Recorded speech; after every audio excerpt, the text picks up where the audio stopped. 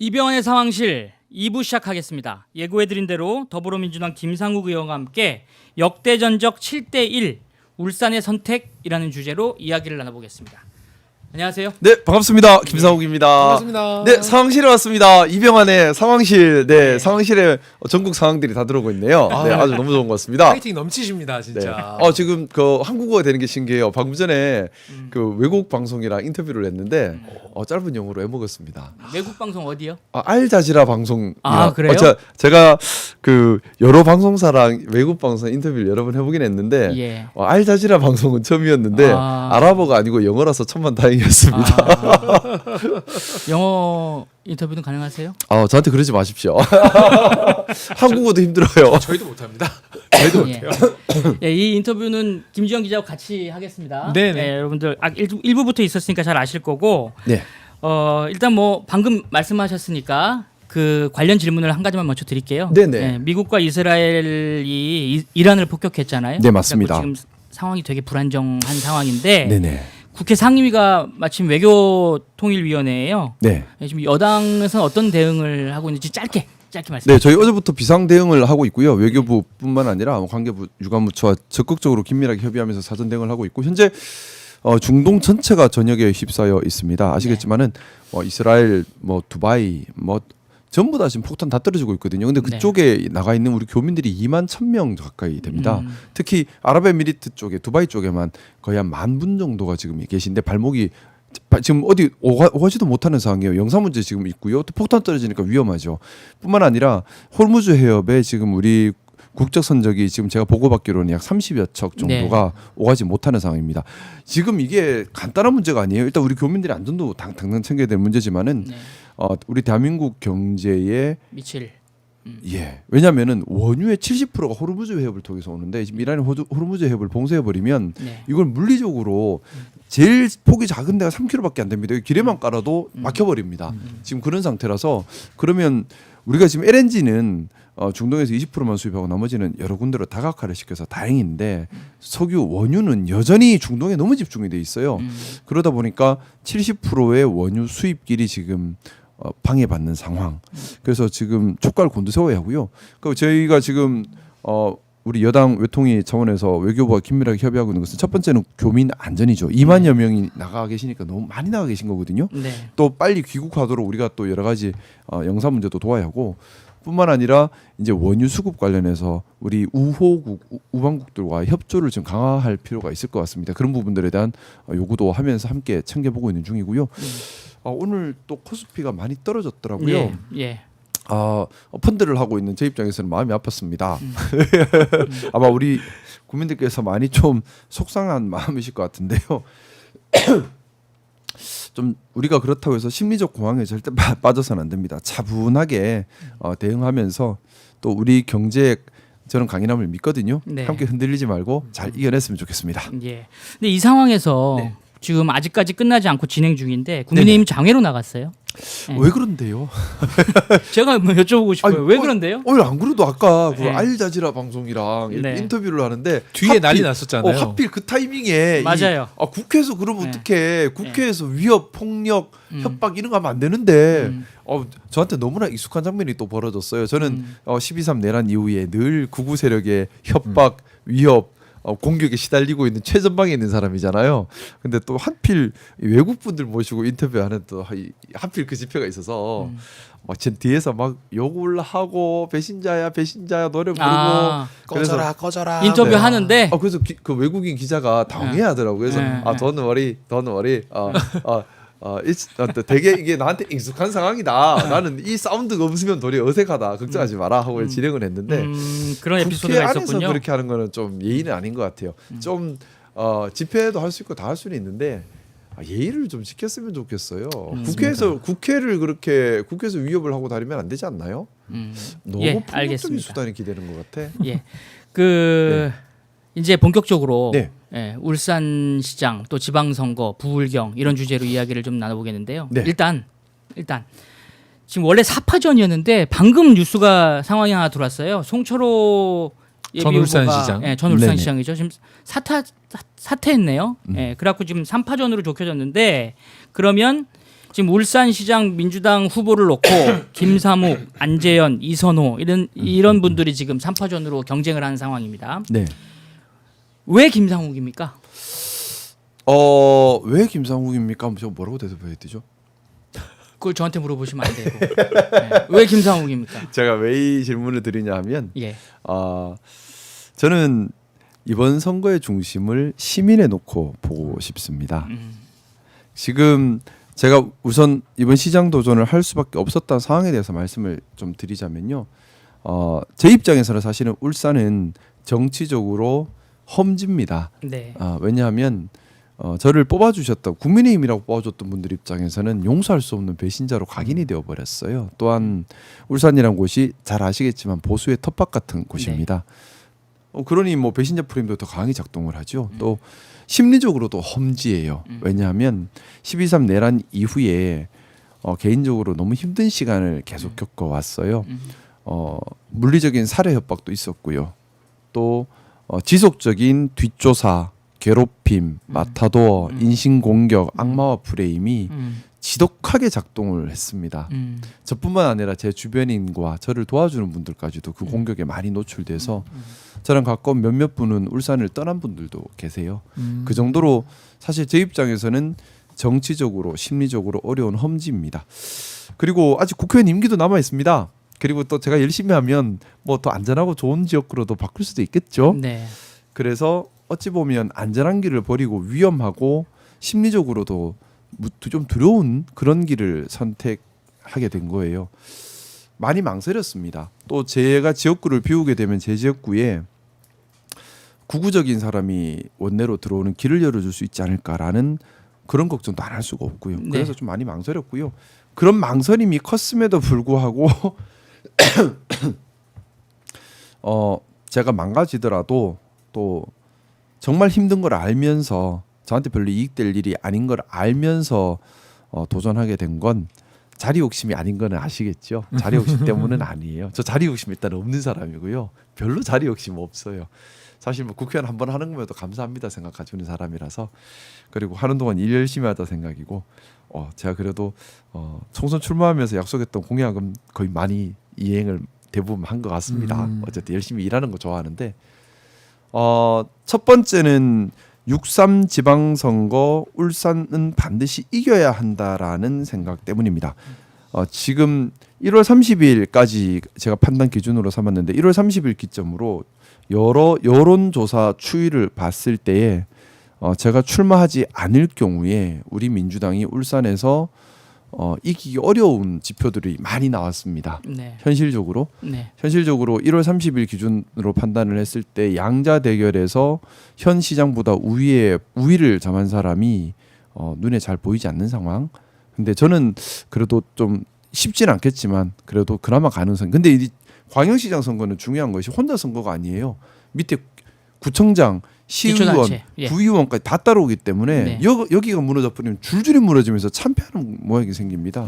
그래서 울산시장 선거를 지게 할 수 없다라는 선거가 하나 생각이 있었고 두 번째는 울산과 경남은 이번 6.3 지방선거의 최전방입니다. 뭐냐 하면 울산 같은 경우도 민주당이 분열하지 않고 더해서 진보당과 단일화를 했을 때의 50대 50 초접전 양상을 띱니다. 그리고 여론조사에서 10% 정도는 이겨야지 본선에서 비슷해져요. 왜냐하면 샤이 보수가 결집을 하기 때문에 10% 정도는 따라와 버립니다. 그러니 여론조사에서 10%는 앞서고 있어야 본선에서 비슷한 정도 수준이니까 상당히 어려운 지역입니다. 또 단일화 이슈도 있고요. 근데 울산만 그런 게 아니라 바로 옆에 경남도 지금 똑같은 상황이에요. 50대 50 초접전 상황입니다. 근데 울산에서 바람이 불면 경남 선거도 이길 수 있어요. 왜냐하면 양산이 울산 생활권입니다. 울산에서 바람이 불면 양산도 상당히 민주당 표로 바뀝니다. 그러면 울산의 선거는 단순하게 울산의 선거에서 그치는 게 아니라 불경 전체 선거에 판도에 영향을 주는 동남풍이 불면 판이 뒤집어질 수 있는 곳이 울산인 거죠. 자, 그런 부분이 하나 있었고 또 울산 자체의 문제입니다. 이게 어떻게 보면 더 중요할 수 있는데요. 저는 울산이 마지막 한계선에 왔다. 3년 안에 민주도시로 또 AX 선도도시로 개방도시로 변화하지 못하면 울산의 미래는 이제 없다라고 단언을 합니다. 왜냐하면요. 울산 아마 안 가보셨죠? 가봤죠. 언제 가보셨어요? 취재할 때. 취재할 때? 네. 잘 가지진 않으시죠? 예. 울산이 의외로 고립된 도시예요. 네. 광역시인데도 외부 도시와 교류가 상당히 적습니다. 네. 상당히 고립된 도시고 한 예로 그런 겁니다. 전남 광주 통합했죠. 대구 경북 통합한다고 난리죠. 대전 충남도 지금 통합 진행 중이죠. 심지어 부산 경남도 통합법 초안을 지금 만들어 놓은 상태인데 울산만 논의가 없어요. 울산 빠져 있네요 지금. 울산만 고립주의를 택해요. 왜 이렇게 고립됐냐면요. 울산은 국민의힘과 결탁한 전통 기득권이 아주 강력합니다. 그래서 이 기득권을 지키려면 고립이 돼야 된다는 생각을 가지고 있어요. 그래서 그런 여론을 자꾸 만들어내는데 이런 국민의힘 중심의 잘못된 기득권 세력이 시민사회의 자생력을 갉아먹고 시민사회를 종속시키면서 시민 중심이 아니라 기득권 중심의 도시를 만들어놨습니다. 그러면서 민주도시가 아니라 반민주도시가 돼버렸어요. 자, 그래 되면 어떤 문제가 생길까요? 공정한 경쟁을 할 수 없습니다. 불공정한 사회죠. 창업 이런 거 어렵습니다. 노동자들 뭐 일한다고 보람도 없어요. 또 도시의 미래보다는 다 기득권 위주로 그러다 보니까 울산이 상대적으로 돈이 많은 도시임에도 불구하고 예산이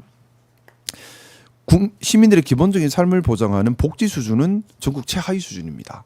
왜냐하면 기득권 위주로 모든 행정이 돌아가서 생기는 현상이에요. 자, 이게 3년 안에 못 바꾸면 문화적으로 고착화되죠. 더 본질적인 문제가 있습니다. 제가 자꾸 3년 이야기하는 것이 제가 오늘 알자지라 방송과 인터뷰할 때도 주제가 뭐였을까요? AI. 제가 괜히 미리 말해가지고 네. 오늘 알자지라 방송에서 예. 저 이제 인터뷰할 때 주제가 AI 대전환 시대에 시민의 권리, 노동의 권리를 어떻게 할 것인가, 산업을 어떻게 할 것인가 이런 부분에 대한 토의를 나눴는데요. 네. 자, 이제 AI를 활용하는 것이 AX잖아요. 대전환 시대입니다. 제조업 분야의 AX 대전환은 대한민국 산업 생태계를 지키는 핵심적인 키워드입니다. 울산은 그동안 대한민국의 산업 수도 다 전통 산업 반도체 말고 이제 배짓고 차짓고 이런 것 석유화학 이런 전통 산업의 수도 역할을 해왔었습니다. 그래서 GRDP도 좀 높게 유지할 수 있었죠. 근데 세상이 바뀌었습니다. AI 중심으로 본질적인 대변화를 하고 있어요. 미래 네. 산업으로 바뀌어갑니다. 이제는 네. 대량 고용, 대량 생산 시대가 아니에요. 기본적으로요. 네. 또 인간의 노동을 로봇이 다 대체해버리는 엄청난 그런 시대가 왔어요. 급격하게 이런 변화들이 이루어질 겁니다. 자, 그러면 대한민국이 제조업 강국의 위상, 전통 제조업 강국의 위상을 지키려면 어떻게 해야 될까요? 이 AX 대전환을 선도해 나가야 합니다. 그럼 그 선도하는 에너지가 어디서 나와야 할까요? 울산에서 나와야 되는 거예요. 왜냐하면 울산의 산업 암묵지가 가장 많이 집적되어 있는 곳이기 때문에 그렇습니다. 우리 그 얘기 이미 많이들 하잖아요. 뭐 AI든 뭐든 이거 산업 암묵지가 있는 데서 이걸 할 수 있다. 그러면서 이건 21세기 석유와 같다는 표현도 쓰고 막 네. 그런 얘기를 합니다. 그런데 문제는 석유는 석유인데 3년짜리 석유예요.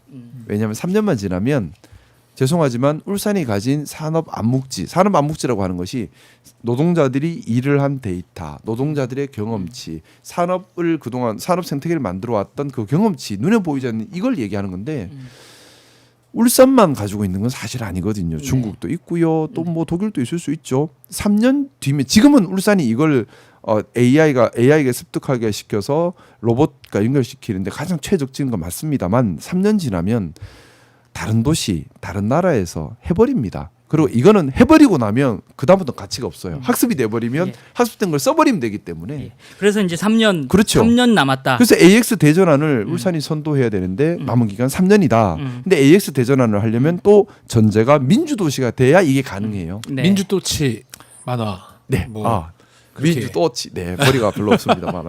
예. 반갑습니다. 아이고. 예. 저는 이렇게 좀 이렇게 우리 시원한 사람들을 좋아합니다. 아유 그 멀리서 지켜보면서 예. 아유 뭐 우린 같은 부류다. 이렇게 생각하고 저는 있었습니다. 조금 더 듬성해지면 우리 기자님처럼 이렇게 밑에를 이렇게 풍성하게 해보려고 합니다. 제가 예, 이게 위가 좀 빈약한 분들이 보면 여기가 풍성해요. 저도 여기가 풍성한 편이거든요. 이거라도 있어야 됩니다. 저 이걸로 한번 자, 이제 2년 뒤에 아마 똑같은 스타일로 제가 이제 머리 얘기는 여기까지만 하고. 예, 죄송합니다. 예, 어쨌든 왜 김상욱인가라는 질문에 첫 번째는 이번 지방선거가 질 수 없다. 네? 두 번째는 울산은 최전방이다, 최전선이다. 그래서 동남풍을 부게하기 위해서다. 부울경에. 더 제일 핵심은 그거죠. 울산을 살리기 위한 그렇죠. 겁니다. 또 울산이 울산 한계선에 시민에게 왔다. 예. 민주주의를 예. 지금 저는 울산의 일종의 시민혁명이라고 생각합니다. 네. 어떤 마터도와 어떤 방해, 어떤 물리적 협박이 있더라도 굴할 수 없는 것이 이게 일종의 울산의 시민혁명이기 때문에 그렇습니다. 예, 알겠습니다. 단순히 선거를 사람 뽑는다고 민주주의 하는 게 예, 아니에요. 예. 시민 중심, 시민 위한 행정을 해야 민주주의 예, 겁니다. 알겠습니다. 그 2월 25일이죠. 지난주 수요일 네. 출마 선언하셨죠? 네. 예, 그때 제가 좀 눈여겨본 제 눈에 들어온 대목이 있었어요. 감사합니다. 관심 예. 있게 봐주셔서. 그거 영상을 한번 잠깐 보고 네. 이야기를 다시 나눠보시죠. 고맙습니다. 영상 한번 보여주시대요.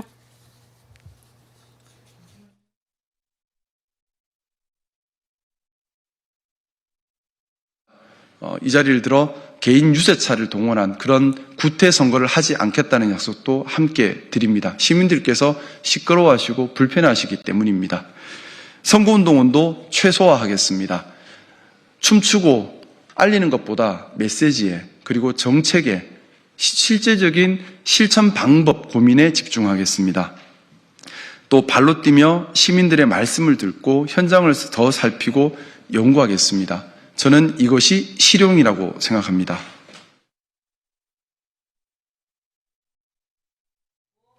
예, 영상을 보고 오셨는데요. 그러니까 한마디로 시끄러운 유세차로 광고하지 않겠다. 네. 예, 선거운동할 때 유세차 시끄럽게 동원하지 않겠다. 이 말씀을 하셨어요. 근데 이제 이 방식은 지난 총선 당시에 당시 맞상대였던 전은수 현 청와대 부대변인이죠. 예, 당시에 이제 상대 후보였는데 그 부대변인의 선거운동 방식 벤치마킹한 거 아니에요? 그때 유세차 봤는데 그래요? 전우수 후보님 유세차 저 많이 봤는데요. 아 그래요? 일단은 네. 제가 이번 선거운동에서 저는 그 생각합니다. 선거운동이 건강해야 선거로 당선된 저를- 사람도 건강하게 일을 할 수 있습니다. 그래서 선거운동의 건강은 매우 중요하고 그래서 제가 세 가지를 제시했습니다. 첫 번째는 네거티브 마터도와 절대 해서는 안 된다. 네거티브 마터도가 아니라 그 자리를 정책으로 채워야 한다. 우리가 선거하면 늘 보면 후보자들 간에 비난하고 뒷조사하고 서로 욕하는 그 기억밖에 없어요. 그것이 시민들께 무슨 도움이 됩니까? 시민을 위해 문제점을 지적하고 어떤 정책을 내고 어떤 실현 의지를 보이고 어떤 구체적인 계획을 보여주는 것이 선거의 핵심이 되어야 한다. 저는 그래서 첫 번째는 네거티브 마터도 없이 정책에 집중해서 정책으로 선거운동 기간을 채우겠다. 1번. 그리고 2번은 조직선거, 돈선거, 자리약속 선거에서는 안 된다. 보통 보면 선거한다면 캠프 같은 거 차립니다. 그리고 내가 당선되면 뭐 해줄게 약속을 합니다. 자, 그걸로 들어온 사람들 그러면 당선되면 그 약속 지켜야죠. 자, 그게 뭔가요? 기득권의 시작이 되는 겁니다. 그건 시민의 이익을 빼뜨는 시민의 이익을 침탈하는 반민주적 상황이에요. 그렇기 때문에 저는 조직선거, 돈선거, 캠프로만 꾸려져서 자리 약속하고 이권 약속하는 선거 하지 않겠다라고 선언했습니다. 그래서 저는 공식 캠프를 크게 차리는 것이 아니라 열린 시민 온라인 캠프를 통해서 시민들의 목소리를 들으면서 가려고 합니다. 그리고 마지막 세 번째, 제가 유세차를 쓰지 않겠다, 시끄럽게 안 하겠다 말씀을 드렸는데요.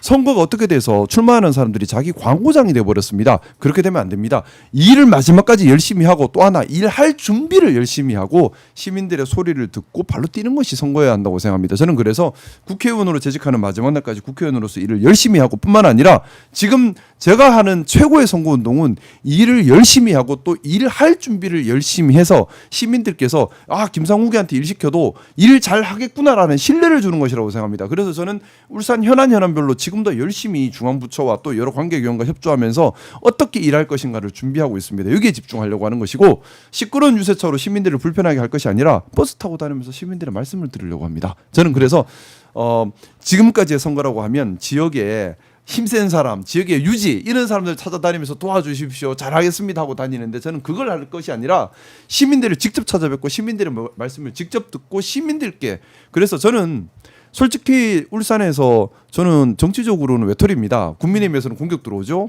또 울산의 기득권은 제가 기득권 타파를 외치고 있기 때문에 저를 적으로 봅니다. 또 사실 울산의 민주당도 저한테 호의적이진 않습니다. 왜냐하면 불론돌이잖아요. 또 고분고분하지도 않죠. 그리고 기득권도 인정 안 해주죠. 별로 호의적이지도 않습니다. 하지만 제가 믿고 있는 건 하나입니다. 시민입니다. 시민의 힘이고 시민의 이익을 지키는 것. 저는 그것이 실용이라고 생각합니다. 우리 이재명 대통령님께서 만들고 있는 우리 이재명 정부도 실용주의 정부입니다.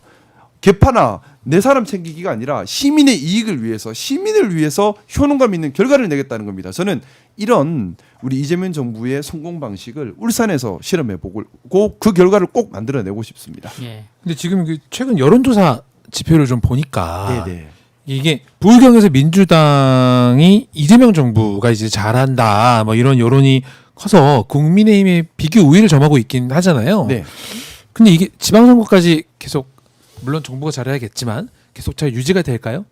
변수가 많다고 생각합니다. 기본적으로 보수 텃밭이 되기 때문에 조금만 변수가 생겨도 바로 여론은 바뀔 수가 있습니다. 그리고 울산 같은 경우는 국민의힘이 중심이 된 아주 강력한 조직력을 기반한 마타도어 선거가 아주 반복되고 일어나고 있어요. 보면 그래서 선거 때마다 정책이 없어요. 서로 욕하다 끝나버리거든요. 근데 이게 또 기능하겠죠. 그러면 휘청할 수도 있다고 생각합니다. 하지만 저는 시민들을 믿습니다. 시민들께 이럴수록 저는 제가 세운 세 가지 선거운동 방식, 네거티브 마타도어가 아니라 정책에 대한 이야기를 하겠다. 그래서 제가 정책에 대한 이야기를 계속해서 메시지를 던지고 있거든요. 뭐 오늘 또 제가 오늘 오전에도 그 기자회견을 했습니다. 부울경 통합에 대한 기자회견을 하면서 울산 빨리 나서야 한다, 시간이 없다는 얘기를 했고, 또 뿐만 아니라 AX 선도도시를 위해서 울산 유니시티를 중심으로 연구단지를 만들어 가야 한다. 인근의 부지 아파트 지을 것이 아니라 연구단지로 만들어야 한다. 뭐 등등등등등 세밀하게 시민들의 삶과 직결된 여러 가지 정책들을 연구해서 실천 가능한 비전을 제시를 하고 있습니다. 저는 이렇게 전공법을 통해서 시민들께 시민의 삶에 도움이 되고 시민의 미래를 만들 수 있고 또 시민이 주인되는 그런 비전과 실천을 통해서 시민들께 신뢰를 얻는 방식으로 가려고 합니다. 야합을 하거나 힘센 사람에게 부탁을 하거나 하는 비겁한 방식이 아니라 네. 시민들을 위한 정치의 모습, 또 시민이 주인되는 정치의 모습으로 전공법을 통해서 이런 국민의힘의 여러 가지 나쁜 선거 전략을 극복해 보려고 합니다. 출마 선언할 때도 그렇고 네. 오늘 인터뷰할 때도 이제 네거티브 마타도어 이런 걸 말씀을 많이. 또 우리 정치의 네. 폐당 같아서 그래요. 그리고 실제로 지금 1년 동안 많이 지금 당하고 계신다. 많이 당하고 있죠. 이런 말씀을 많이 하셨어요. 저 울산 가면 약간 괴물하는 분도 계세요. 혹시 앞으로 이제 네. 후보가 되셔서 본선이 되면 네, 예상되는 네, 나 이건 뻔히 나올 거라고 예상된다. 네. 김성욱 마타도어. 뭐 배신자 뭐 이런 거겠죠. 뭐 그러고 그러니까 인간이 안 됐더라. 어떻게 뭐부터 시작해가지고 뭐 이상한 뭐 그런 것들이겠죠. 근데 인간이 안 됐다. 뭐 자주 쓰는 말이에요. 어떻게 윤석열 힘들 때 버리고 가냐부터 시작해가지고 말이야 만들겠다라 뭐 무슨 말인데 못 만들겠습니까? 근데 그런 게 중요한 게 아니죠. 중요한 건 특히 지방선거는 정책이 핵심이 돼야 됩니다. 방향성이 핵심이 돼야 되고요. 이걸 실천할 능력과 의지가 핵심이 돼야 되고 더 중요한 것은요. 시민을 위하겠다는 마음, 시민이 주인인 줄 아는 마음이 핵심이 돼야 됩니다. 지금까지 지역과 특히 지방은 좀 그런 게 심한데요. 권력자들이 시민사회를 자꾸 종속시키려고 그래요. 자리 앉혀주면 자꾸 조직 만듭니다. 새마을회, 뭐 주민자치위원회 자기 사람으로 다 채워가지고 충성 조직 만들거든요. 자 그러면 주민자치위원회 자기 사람 다 심어버리면 주민자치위원회가 주민자치위원회 본연의 기능을 하겠어요? 못하지. 그런 식으로 시민의 삶을 갉아먹어버리는 거예요. 또 네. 정부를 다 깜깜하게 만들어버리고 자기 사람 챙기기 들어가면 자 나라 돈은 내 개인 돈보다 더 귀한 돈이고 아껴 쓰고 잘 써야 되는 돈입니다. 네, 근데 내 알겠습니다. 가까운 사람 챙긴다고 써버리면 네. 그거는 시민들을 배신하는 행위예요. 예. 이제 그런 것들을 바로잡아 감으로써 시민들의 신뢰를 얻어가야 된다는 생각입니다. 네, 알겠습니다. 지금 이제 막 열변을 토하시는 사이에 네. 이제 상황이 하나 들어와 있는데 네. 한 4시 55분, 53분 이 시점에 국민의힘이 이제 청와대 앞에 도착했답니다. 걸어갔대요? 네, 걸어갔답니다. 그때 내란 때는 조용히 있다가 왜 지금 대통령님 잘하고 계신데 응원해 주러 가셨나? 예, 이 상황을 전해드리고요. 이 질문을 한번 드려볼게요. 뭐 시민을 믿고 정책 선거로 이제 한다는 건 이제 좋은데 네. 이제 현실적으로 네. 울산은 네. 독특하게 전통적으로 보수 강세 지역이면서 네, 동시에 맞습니다. 네. 진보당 강세 지역입니다. 진보당과 단일화가 반드시 필요합니다. 맞아요. 예. 예. 근데 이번에 이제 김종훈 울산 동구청장이 진보당으로 출사표를 낸 걸로 알고 있습니다. 네. 예. 단일화 이슈 어떻게 해결할 겁니까? 저는 개인적으로 김종훈 진보당 후보님을 너무 좋아해요. 개인적으로 엄청 존경합니다. 참 좋아하고 존경하고요. 뭐 개인적인 이런- 친분이 있으신가요? 친분도 있고요. 또 이런 표현 오해가 있을지 모르겠지만 저는 김종훈 후보님이 시장님이 되셔도 참 잘할 것이다라는 믿음도 있습니다. 그래요? 너무나 잘할 수 있는 분이라 생각하고요. 그리고 저는 단일화가 가능할 것이다라고 감히 믿는 것이 공적 의리와 사적 의리는 다르지 않습니까? 네. 공적 의리라고 하는 건 대의를 같이 하는 의리입니다. 저는 김종훈 동구청장님과 저 사이에 그런 공적 의리가 있다고 생각합니다. 어떤 대의를 같이 하고 있는 공적 의리냐? 시민이 중심되어야 한다. 시민이 주인되는 진짜 민주주의를 건설해야 한다. 또 노동자가 소외되어서는 안 된다. 그리고 울산이 더 이상 이렇게 반 국가 단체적 성격을 띠고 있는 구구적 성격을 띠고 있는 또 기득권 지키기에만 매몰되고 시민의 이익을 외면하는 그런 정당이 지방 정부를 운영해서는 안 된다라는 대의에 우리가 함께하고 있다고 믿고 있고요. 그런 대의를 함께하는 공적 의리가 있기 때문에 저는 뭐 어떤 형태든 단일화는 된다고 생각하고 또 단일화를 할 수 있는 너무나 좋은 파트너라고 생각합니다. 나아가서 저는 울산이 잘 되기 위해서는 우리 민주당과 또 진보당이 서로 적극적으로 힘을 합쳐서 울산을 이끌어 가야 한다는 생각입니다. 또 하나의 파트너 네. 조국혁신당. 거기 당연히 또 같이 가야죠. 조국혁신당도 친해요. 울산에서 저는 되게 친하게 잘 지내요. 제가 너무 좋아해요. 조국혁신당에 그 조국혁신당에 황면필 선배가 있는데요. 누구요? 황면필 선배가 예, 있는데 예, 예. 그 참 사람 좋아요. 음. 되게 좋은 사람이에요. 최고위원 했던 분이죠. 맞습니다. 저 되게 친해서 자주 만나요. 커피 한 잔 자주 마시고 하는데 같이 가야 돼요. 지난 민주당과 합당 그 논란 때 합당 반대 입장을 명확히 하셨었잖아요. 네. 네. 근데 선거연대는 그러면 근데 선거연대는 당연히 해야죠. 명확히 해야 되는데 해야 된다? 당연히 선거연대 해야죠. 근데 제가 그때 합당 반대하는 것이 조국혁신당 잘못되라 싫다가 아니에요. 저 그 인터뷰하는 거 보시면 아시겠지만 제가 늘 그 얘기했습니다. 조국혁신당 훌륭한 당이다.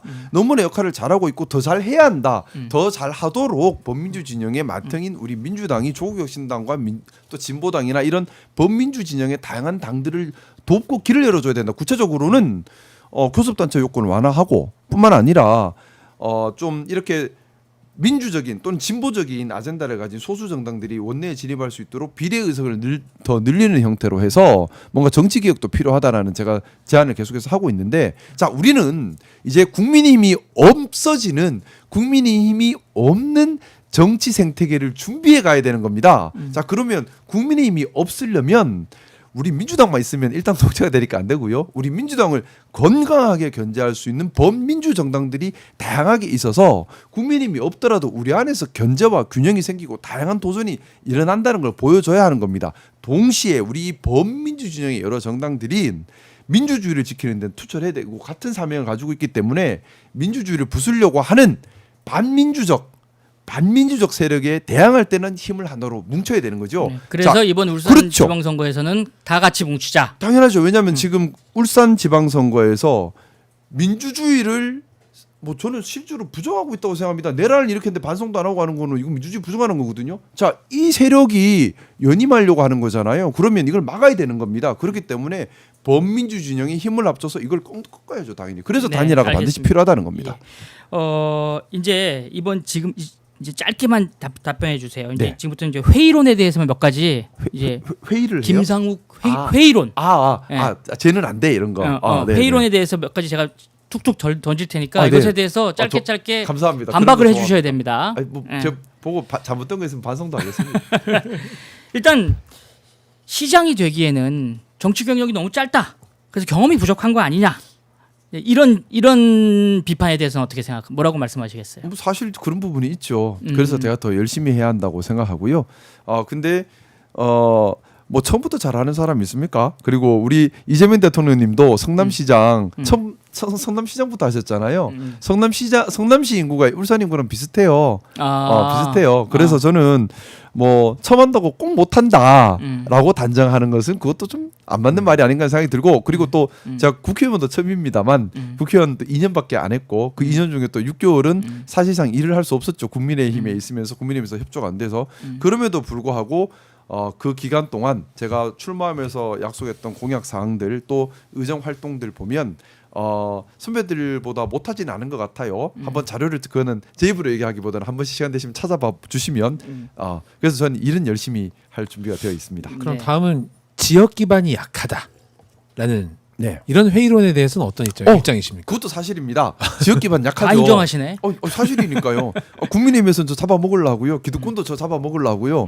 울산 민주당에서도 저 별로 안 좋아하는 것 같아요. 사실은 사실이니까. 그런데 당원들이 저를 좋아해 주세요. 또 시민들이 믿어 주십니다. 저는 민주주의의 가장 중요한 것 시민의 이익을 지켜가고 시민을 위하는 정신을 놓지 않는 것이라고 생각합니다. 민주주의의 가장 큰 힘은 시민과 당원들이 지지해 주시는 겁니다. 우리 이재명 대통령님 어떻습니까? 또 우리 노무현 대통령님 어땠습니까? 당내 비주류였죠. 당내 비주류였습니다. 하지만 어떻습니까? 당원들이 지키셨습니다. 시민들이 힘을 싣고 믿어주셨습니다. 그래서 대한민국을 반석 위에 올리시고 대한민국을 더 살기 좋게 만들어가고 있지 않습니까? 저도 분명히 솔직히는 비주류입니다. 정치권 안에서는 제 편이 별로 없는 것 같아요. 하지만 어떻습니까? 시민들이 믿어주시고 계시고요. 당원들께서 믿어주십니다. 저는 그 힘으로 시민 중심, 당원 중심, 시민에게 이익되고 또 우리 민주당이 책임 정당으로 울산에 우뚝 서서 국민의힘이 두 번 다시는 발 못 붙이게 만들 그런 변화를 만들어 내겠습니다. 자신 있으세요? 할 수 있을 것 같아요. 충분히 그 정도는 제가 해보겠습니다. 이거 젊은데 예. 잠 안 자고 열심히 하면 되죠. 예. 이런 질문 한번 던져볼게요. 네. 지금 국민의힘, 네. 국민의힘은 왜 윤석열에게서 헤어나오지 못하고 있는 거예요? 사심 정치 때문에 그렇습니다. 제가 늘 드리는 말씀이지만은 공인이라면 첫째 대의가 있어야 되고요. 두 번째 공심이 있어야 되고요. 세 번째 진심이 있어야 됩니다. 근데 대의가 없으면요. 공심이 있을 수가 없어요. 대의가 없으면 다 사심으로 빠져버립니다. 자, 국민의힘의 대의가 뭘까요? 국민의힘의 대의, 즉 국민의힘이라는 정당이 정당 활동, 정치 활동을 통해서 이루려고 하는 목적이 뭘까요? 기억나는 거 있으십니까? 글쎄요. 그게 없어요. 제가 볼 때 잘 안 보여요. 좋은 말은 적어놨어. 예를 들어 보수당이라고 해요. 그럼 보수가 뭔지 물어봐요. 그럼 보수가 뭐라고 얘기를 해야 될 거잖아요. 별로 제대로 대답을 들어본 적이 없어요. 자, 보수가 뭔지도 모르고 보수라고 해요. 형체는 보수도 아닌 것 같아요.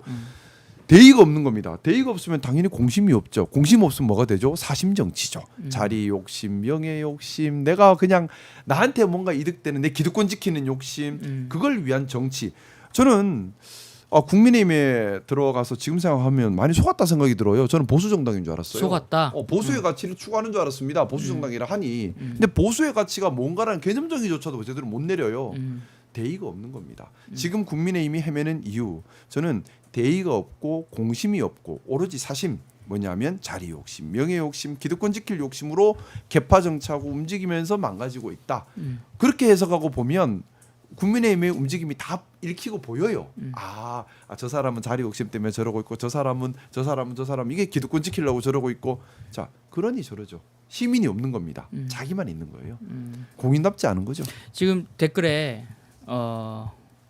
울산에 종합병원 세우자 이런 댓글이 올라와 있어요. 울산에 병원 필요해요. 저 근데 예, 어쨌든 이런 구체적인 공약은 이제 차근차근 발표하실 거죠? 짧게만 말씀드릴게요. 울산에 의료원이 없어요. 네. 그러다 보니까 시민들이 힘들어하십니다. 광역 단계인데 의료원 없는 데가 거의 없거든요. 공공의료원이 없는데, 네. 근데 우리 그동안 나라에 국비로 계속 지어달라고 하고 있는데 사실은 국비로 지어달라 하면은 울산이 좀 순위에서 계속 밀리죠. 그러다 보니까 이도저도 아닌 상태가 됐는데 대통령님께서는 그래서 시비로 한번 해보지라는 말씀도 하셨었고요. 지난번에 타운홀 미팅 때. 근데 저는 여기서 한 가지 추가적인 아이디어를 내고 싶습니다. 무슨 아이디어냐면요.